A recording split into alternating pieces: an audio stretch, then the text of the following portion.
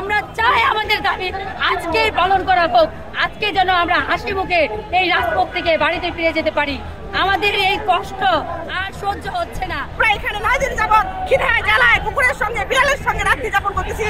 উনি আমাদের পেটের জ্বালা মিটাতে আসেন নাই। যতক্ষণ পর্যন্ত আমাদের এই শিক্ষকদেরকে বেতন ভাতা দেবেন না, এমপিও করবে না, ততদিন পর্যন্ত আমরা এই মাঠ ছাড়বো না। পাশাপাশি তাদেরকে পরিচর্যা করতেছি। এটা কি আমাদের সেবামূলক কাজ না? আমাদের নোবেল বিজয়ী ডক্টর ইউনূস স্যার আমাদের এখন উনি আমাদের উপদেষ্টা, প্রধান উপদেষ্টা। উনি কি জানে না সেবার কাজ কি? সেবা দেব বাবা, উনি জানে না? আমরা সেবার জন্য আমরা পথে এসেছি। আমাদের পেটের ক্ষুধা, আমাদের খাবার নাই। আজ আমরা 9 দিন যাবত এখানে অবস্থান করে আসছি। উনি আমাদেরকে দেখতে এসেছেন, একবার একজন দেখতে আসেন নাই যে আমরা এখানে 9 দিন যাবত খিদায় জ্বালায় কুকুরের সঙ্গে বিড়ালের সঙ্গে রাত্রি যাপন করতেছি। উনি আমাদের পেটের জ্বালা মিটাতে আসেন নাই। আজকে আমরা ওনার বাড়িতে যাওয়ার জন্য পথযাত্রা করেছি।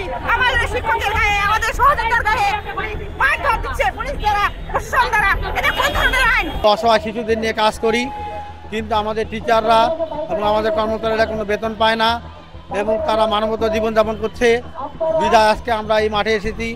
সরকারের কাছে বারবার এর আগে আমরা দাবি দেওয়া পেশ করলেও আমাদের দাবি পূরণ করে নাই এবং শুধু আশ্বাস করেছিলেন যে দাবি দেওয়া পূরণ করা হবে, কিন্তু তারা করেন নাই, তাদের কথা তারা রক্ষা করে নাই।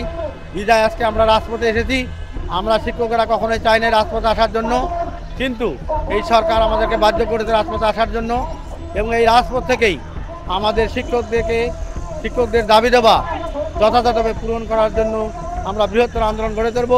যতক্ষণ পর্যন্ত আমাদের এই শিক্ষকদেরকে বেতন ভাতা দেবেন না, এমপিও করবে না, ততদিন পর্যন্ত আমরা এই মাঠ ছাড়বো না। আমরা চাই আমাদের দাবি আজকে পালন করা হোক। আজকে যেন আমরা হাসি মুখে এই রাজপথ থেকে বাড়িতে ফিরে যেতে পারি। আমাদের এই কষ্ট আর সহ্য হচ্ছে না। আমাদের দেওয়ালে পিঠ থেকে গেছে, আমরা দেওয়াল বেঁধে পড়ে গেছি। আমাদের পিছানোর আর কোনো রাস্তা নাই। ওই উপদেশটা আমাদের স্কুল এমপিও ভুক্ত করবে, তা নাহলে আমাদের এইখানে মেরে ফেলুক। আমরা মৃত্যু চাই। আমাদের পরিবার থেকে আমরা নানা গমজনা সহ্য করে স্কুলে আসি, শ্বশুর বাড়ি থেকে কথা শুনতে হয়, বেতন পাই না, স্কুলে যায়। আরে আমরা তো সমাজসেবামূলক কাজ করি, সেটা কেন না? তাহলে কেন সমাজ কল্যাণ মন্ত্রণালয় গঠিত হয়েছে? কেন ফাউন্ডেশন গঠিত হয়েছে? এই সমাজ কল্যাণ মন্ত্রণালয় কেন গঠিত হলো?